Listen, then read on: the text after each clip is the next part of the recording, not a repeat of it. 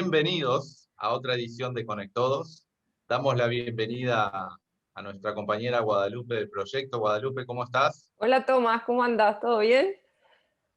Muy bien, gracias. Bueno, hoy tenemos una invitada muy especial, una persona que además de su calidez humana, de su persona, de su trato, de su empatía, se dedica profesionalmente a una actividad muy específica. Eh, no le voy a sacar más tiempo, no voy a introducir lo que hace, porque ya con escucharla vamos a saber lo que hace. Y quiero darte una muy feliz bienvenida, Rosario Lemus. Gracias por estar aquí con nosotros. Bueno, hola a todos quienes nos están viendo ahora, Tomás y Guadalupe especialmente. Muy contenta de ser parte de este proyecto que me parece que trabaja en la difusión, va a trabajar en lo que tiene que ver con lo que no se ve mucho, no se dice mucho, pero bueno, vamos a empezar a contar buenas noticias y a contar cosas buenas que pasan en el mundo. Así que bueno, felicitaciones. Muchas gracias, Rosario. Bueno, Rosario se dedica a algo muy particular que trata, entre otras cosas, con el adulto mayor, específicamente personas mayores. Hoy en día, eh, cada vez más tenemos un abuelo, tenemos una tía, tenemos un familiar, un amigo que está en esta etapa, y ella se dedica a varias cosas que ella nos va a ir contando, y queremos que nos vaya contando un poquito de qué se trata todo esto, Rosario. Bueno, muy bien. Sí, yo trabajo en el área de la psicogerontología. La psicogerontología es una disciplina que no es parte de la medicina, como la geriatría, sino que cualquier otro profesional puede especializarse en gerontología. Hoy en día incluso la arquitectura toma en cuenta la gerontología, la geografía, en fin, hay muchas disciplinas que se entrecruzan con esta mirada hacia las personas mayores, hacia lo que son los hábitats de las personas mayores, hacia lo que es el estilo de vida, y bueno, hacia lo que es una etapa de la vida que empieza cuando nacemos, ¿no? A medida que uno va viviendo años, también va envejeciendo a un nivel biológico. Yo siempre cuento que el óptimo biológico del organismo humano es alrededor de los 24, los 25 años. Luego empieza lo que tiene que ver con los procesos de oxidación, en fin, todo apunta a que estamos avanzando, envejeciendo. Pensar desde la psicogerontología quiere decir pensar el sentido de ese envejecimiento, y entonces también es pensar el sentido de la vida, para qué vivimos, cómo envejecemos, lo vamos haciendo porque, bueno, va pasando, nos va pasando, o también tiene que ver con poder llevar adelante un proyecto de vida, con poder tomar decisiones, poder ser, como decimos en los grupos, capitán de nuestro propio barco. Lo biológico nos determina, lo genético determina, pero está estudiado en función de tanto de la patología como de la salud, que el estilo de vida también tiene importancia, el estilo de vida también determina. Entonces, a lo que podría ser un determinismo, a lo que podría ser, bueno, cuando envejezco tengo problemas de memoria, ante eso nosotros oponemos un proyecto de vida, oponemos la decisión de un estilo de vida. Trabajar de la psicogerontología entonces tiene que ver con todo esto, ¿no? Con proponerle a las personas pensar acerca de, reflexionar, tomar decisiones, revisar los vínculos, revisar cómo estamos viviendo para poder decir, estamos viviendo una vida con sentido, estamos envejeciendo de la manera que nosotros queremos. Esa es un área muy importante de mi trabajo, y bueno, el otro área está vinculada a la patología, a las demencias, lo que son las enfermedades neurodegenerativas, que también tienen una parte de la causa, tiene que ver con expectativa del estilo de vida, que tiene que ver con los años que vivimos, cómo los vivimos, con los saludables que son nuestros años, también tiene que ver con lo genético, y bueno, cuando aparece la enfermedad, cuando ya no estamos en la situación de poder prevenir, ahí también es necesario más que nunca intervenir, trabajarlo desde distintas disciplinas, apoyar a las familias de distintas disciplinas.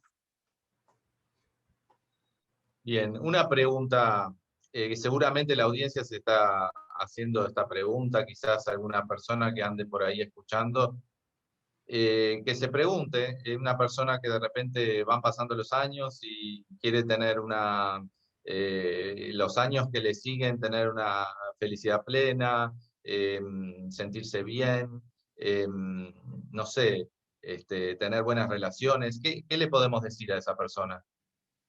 Bueno, desde nuestra disciplina podemos pensar en lo que son factores de riesgo y factores de protección. Los factores de riesgo tienen que ver, yendo ya un poco a prevenir, o a lo que tiene que ver con el área o el gran mundo de las enfermedades neurodegenerativas. Siempre se dice que lo que es bueno para el corazón es bueno para el cerebro, y bueno, y lo contrario también. Entonces, todo lo que nosotros hoy en día conocemos acerca del cuidado de la salud cardiovascular también es bueno para la salud cerebral, es bueno para prevenir enfermedades neurodegenerativas.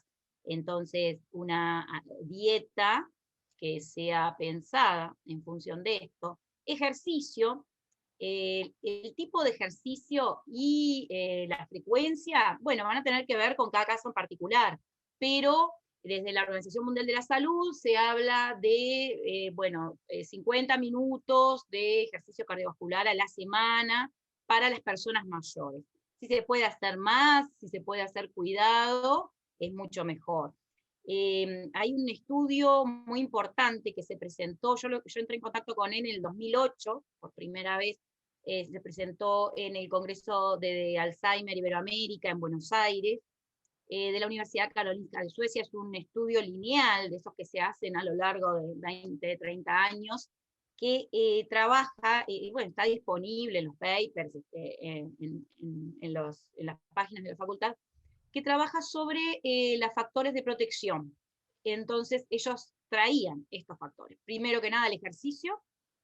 El ejercicio, hoy es el día, por ejemplo, mundial de la obesidad, de la prevención de la obesidad. Entonces, ahora estaba leyendo hace poco también unos artículos que hasta los ejercicios de fuerza son importantes por los beneficios que generan, por el cambio que se da en el metabolismo. No es solamente todo lo que tiene que ver con la salud cardiovascular, sino también puede generar que nuestro metabolismo trabaje mejor, que genere anticuerpos, bueno, en fin, un montón de ventajas. También la dieta, en este estudio de la universidad, ellos proponen la dieta mediterránea, que quizás muchos conocen acá y bueno, y han leído acerca de eso. Tiene que ver con frutas, verduras, cereales, el aceite, bueno, todo en su medida y todo con una lógica. Bueno, si a ustedes les interesa, pueden profundizar en lo que es la dieta mediterránea. Luego de eso, ellos van a otros aspectos que son muy importantes como factores de protección, pero que son más ambiguos o que muchas veces no los consideramos de importancia médica. Y tiene que ver con los vínculos. Tener buenos vínculos, preocuparse por alguien, preocuparse por alguien más además de mí. El área de los vínculos, todo el mundo de los vínculos también tiene que ver con que uno es con el otro, es en la mirada del otro. El otro de alguna manera nos exige también, en el buen sentido, nuestras acciones, nos exige pensar en algo más de lo que solo nosotros necesitamos, buscar el placer de los encuentros, buscar elementos como la alegría para darle al otro. Bueno, todo lo que tiene que ver con vincularse es un factor de protección también de las enfermedades neurodegenerativas. También dentro de los factores de protección aparece, bueno, controlar el estrés. y que va por el mismo lado, ¿no? Nosotros cuando estamos en situaciones de estrés, que puede ser sano, el estrés nos mantiene alerta ante lo que son las dificultades o los peligros de la vida, pero también todas las hormonas que se disparan en el estrés hacen que nuestro organismo después empiece a funcionar de manera no muy saludable. Entonces ahí también aparece como factor de protección el cuidado frente a las situaciones de estrés. Y ahí es donde nosotros tenemos que buscar la herramienta. Estos datos nos dicen qué es lo que hay que cuidar. Bueno, las herramientas, ¿cuáles son? Hacer caminatas en grupo, hacer caminatas con otra persona, cuidar la dieta, ponernos objetivos, participar en grupos, preocuparnos por alguien más, cuidar chicos, cuidar a alguien. Bueno, todo eso son las herramientas que cada uno, de acuerdo a su personalidad y a su estilo, va a ir buscando luego, ¿verdad? Escuchándote lo que estabas diciendo, estamos hablando entonces del cuidado integral de la persona, la atención integral a la persona, no es solamente el aspecto cognitivo, digamos, o sea, tú trabajas con otros profesionales, ¿cómo es la tarea que desarrollas? Sí, sí, por esto es importante que muchas disciplinas interactúen, nunca están de más, nunca va a sobrar las disciplinas que están pensando acerca de estos temas. Nosotros en nuestro trabajo siempre hay un equipo, gente de musicoterapia, personas que tienen que ver también hasta con arquitectos. Trabajamos muchas veces. El trabajo en las enfermedades neurodegenerativas es un trabajo muy móvil, es un trabajo que se arma para cada situación.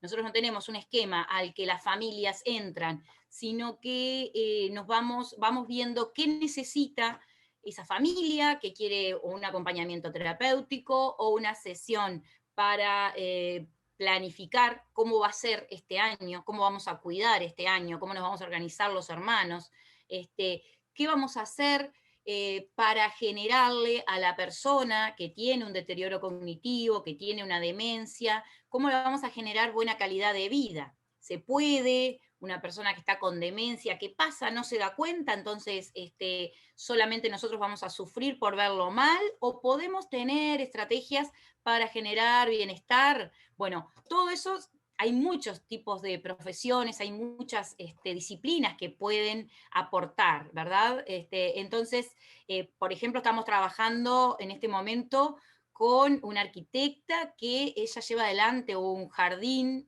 biodiverso cultural. Entonces, ahí también tenemos elementos de lo que es la agronomía, de lo que es la interacción con las plantas, que van a servir como terapia, pero también van a servir como espacios de reflexión para la familia. Hay una cosa que rodea a una familia con deterioro, una familia que tiene un caso de demencia, y es esa preocupación excesiva, muchas veces llega al burnout, muchas veces llega a la situación de estrés permanente, son muchos años que se cuida, uno se convierte en cuidador sin darse cuenta prácticamente. Y todos los que somos cuidadores, no, así sea, estemos todo el día con la persona o estemos en ocasiones, empezamos a adolecer esto de esa atención demasiado constante, esa preocupación constante, y vamos a necesitar quizás más herramientas o más estrategias que si no estuviéramos cuidando, o si estuviéramos cuidando en una situación que no es de enfermedad neurodegenerativa. Porque lo que pasa en el cuidador tiene que ver con ver a tu familiar, a tu cónyuge, a tus padres, que tienen un deterioro, que algunas cosas que antes hacían no las van a hacer, que algunas cosas que disfrutaban a nivel intelectual no las van a disfrutar, que lo que tiene que ver con las funciones cognitivas, memoria, lenguaje, atención, razonamiento, las praxias, todo eso va a tener fallas. Y ver a la persona a la que nosotros nos acostumbramos a ver de determinada manera, con cambios que son para menos, que son con fallas, es difícil y es doloroso. Y es desde ahí donde hay que empezar a actuar. Por eso es que hay muchas disciplinas y la musicoterapia es importantísima, tangoterapia también, todo lo que tiene que ver con la estimulación cognitiva, la terapia de reminiscencia. ayer salí de la casa de una paciente, entonces le digo, me crucé con el hijo y le digo, mirá que si está hablando del pasado es porque es culpa mía, porque estuvimos haciendo estimulación cognitiva, trabajando sobre los transportes que había en su barrio, en la época de su niñez, esos viajes al pasado, como puede pensarse, no son perjudiciales, todo lo contrario. Ahí, en ese momento, nosotros podemos trabajar, traer el paisaje sonoro, traer el paisaje visual, los aromas, las sensaciones de un momento. Todo eso se puede hacer, todas esas vivencias son placenteras, y todas esas vivencias las podemos tener cualquiera de nosotros en cualquier momento del día, acompañados por un terapeuta o propiciados por un terapeuta. Vos sabés que mientras hablabas, un artículo que nos enviaste, que es muy interesante, que se lo recomendamos a todos, que salió en el diario El Observador, me gustaría que nos hables al respecto de eso. Tomás tiene algunas cifras de ahí. A ver, Tomás.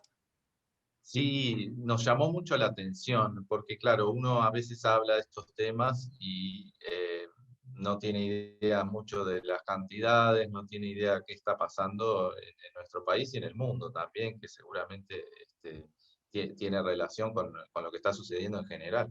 Y además las perspectivas que hay de aquí adelante, porque uno cuando hace un trabajo también tiene que ver qué es lo que va a pasar con el trabajo de uno y con las cosas que uno quiere para el mundo y para su trabajo y su profesión hacia adelante. Y bueno, vimos cifras increíbles, bueno, 1,5% de personas mayores en el Uruguay con temas cognitivos, distintos, de repente algunos más severos, otros menos severos, pero en realidad es una población importante para la que atender.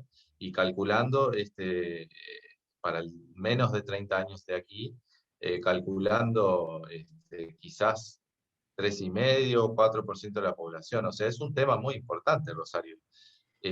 ¿Cómo lo ves tú esto? Sí, lo que está pasando, lo que pasa en Uruguay, en realidad se condice con lo que pasa a nivel mundial. Ya hace unos años nosotros hablábamos de pandemia en esta situación. ¿Por qué? Porque tiene características muy específicas las enfermedades neurodegenerativas, las demencias.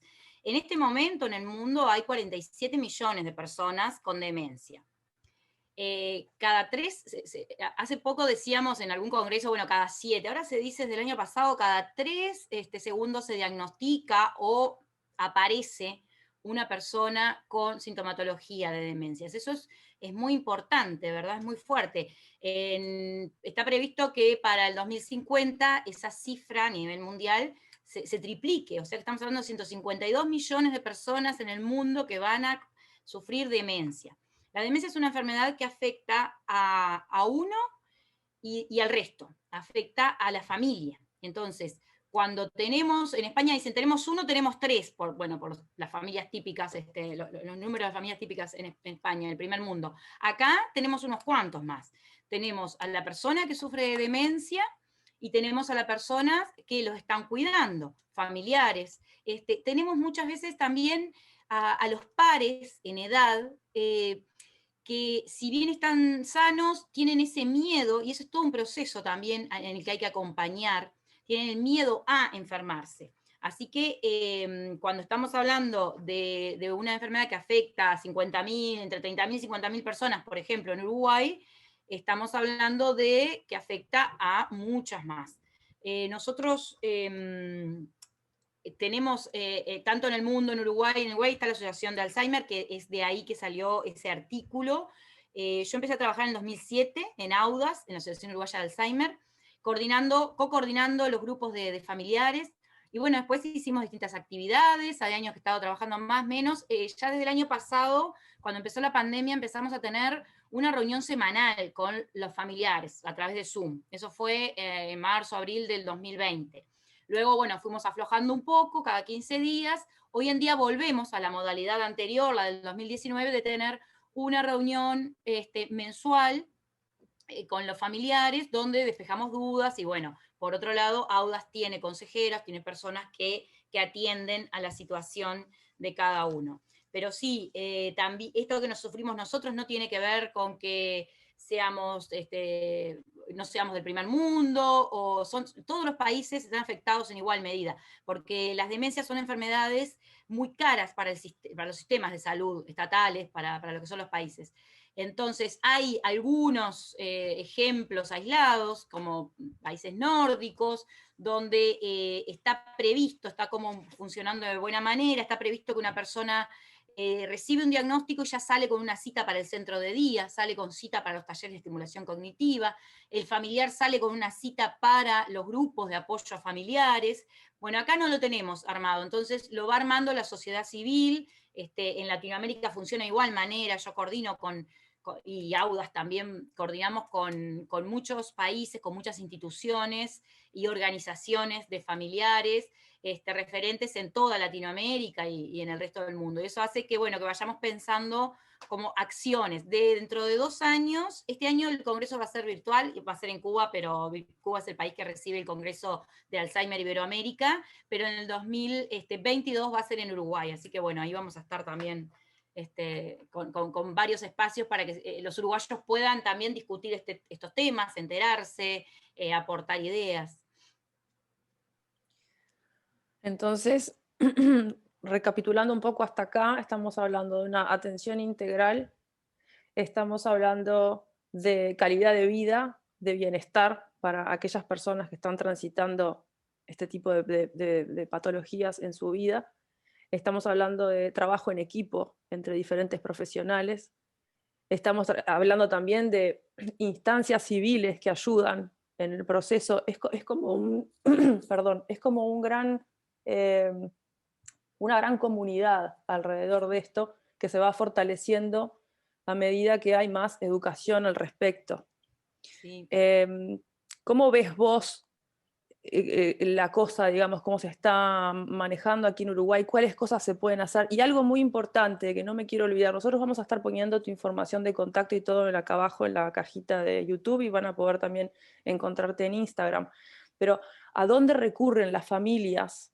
¿Sí? Porque muchos tienen su médico de cabecera o lo que sea, pero ¿a dónde pueden recurrir también?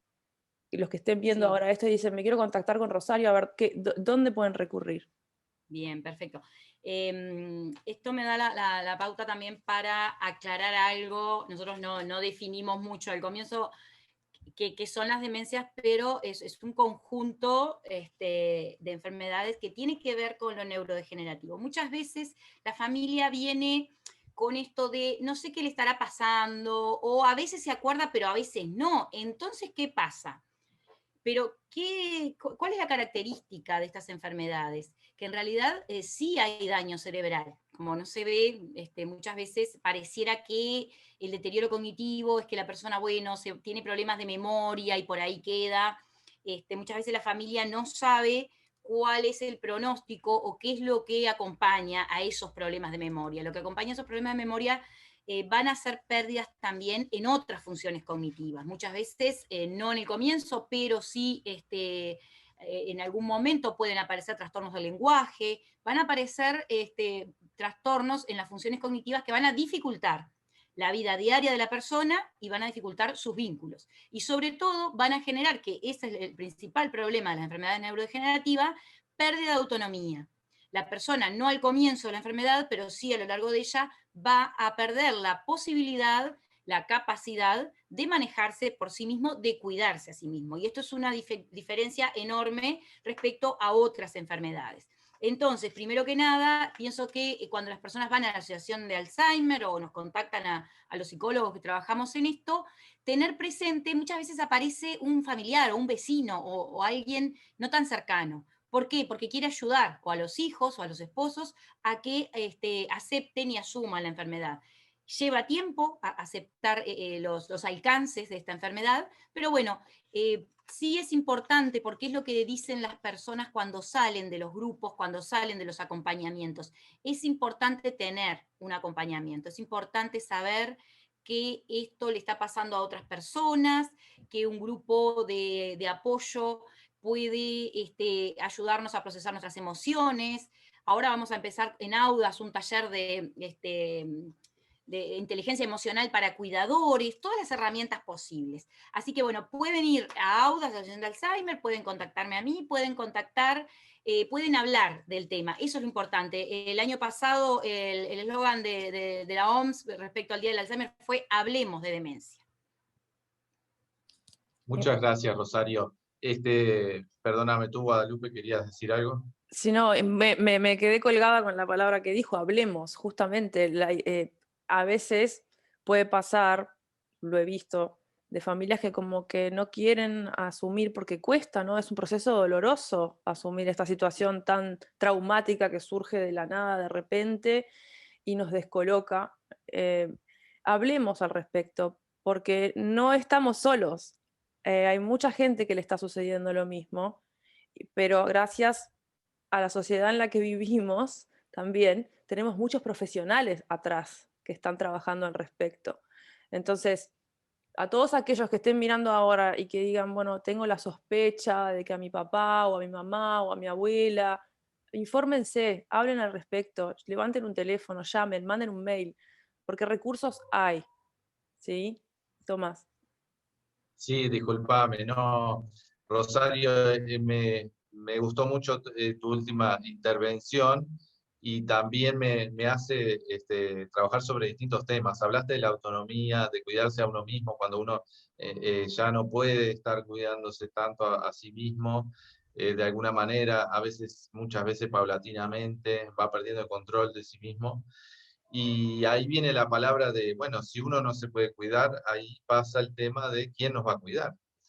Y es un tema muy importante porque, lógicamente, la demencia, los trastornos cognitivos, el Alzheimer, todo ese tipo de patologías, hacen que uno ya no se pueda cuidar.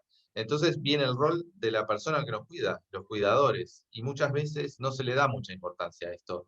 Eh, eh, ¿Qué nos podés decir de los cuidadores? Que es algo que seguramente hay mucha gente que de repente está cuidando a alguien y necesita que le hablen, necesita que le comuniquen las cosas. ¿Qué podrías decirle? Bien, perfecto. Primero que nada, hacemos la distinción entre cuidadores profesionales y cuidadores informales o cuidadores familiares. Muchas veces la familia asume el rol del cuidado. En eso yo trabajo mucho las estrategias con la familia. Primero que nada, para que tengan como muy claro que el cuidador familiar tiene que ser antes que nada el director técnico. Eso es lo que siempre cuando estamos haciendo un proceso con familiares, trabajamos mucho sobre eso. Yo les digo, ustedes tienen que ser el maestro Tavares, ¿no? El director de la selección de fútbol. Bueno, la idea es que nosotros podamos diseñar una estrategia como si tuviéramos que llevar adelante algún otro tipo de trabajo, tomarlo como una tarea. Al mismo tiempo, el cuidador tiene que ir procesando, el cuidador familiar tiene que ir procesando todas las emociones que surgen de esta situación. Al mismo tiempo tiene que ponerse de acuerdo con la familia, cuando son unos cuantos, todos vamos a tener opiniones diferentes acerca de cómo cuidar, qué es lo mejor. Bueno, a veces esa es la parte más difícil. A veces aparecen, bueno, yo estoy cuidando, pero un familiar todavía no asume, dice que no está tan mal, pero si no le llevamos la comida no come, o si no nos preocupamos de la medicación no la toma. Bueno, todos estamos en una familia como en diferentes momentos del proceso, y ahí siempre recurrimos como a pequeñas estrategias. A lo mejor hay personas que dicen, no, yo no puedo ir a ver a mi padre porque me hace mal verlo. Bueno, hay que entender, obviamente, y respetar todas las posturas para poder dialogar en familia y, sobre todo, apuntar a negociar. Eso es una de los consejos que damos siempre. Bueno, tratemos de negociar con las estrategias que tenemos, con las herramientas que tenemos. Si a alguien, por ejemplo, le cuesta estar en la casa, bueno, pero sí puede hacer los mandados, o sí puede ir hasta a buscar la medicación a la farmacia. Entonces, ese tipo de cosas, poder ser flexibles y tratar de armar un esquema de tareas en el que todos nos involucremos de la mejor manera posible, la manera más eficaz. Parece una tontería decirlo así o algo de perogrullo, pero en realidad a veces cuando uno está con mucho estrés, estas cosas tan sencillas no se nos ocurren.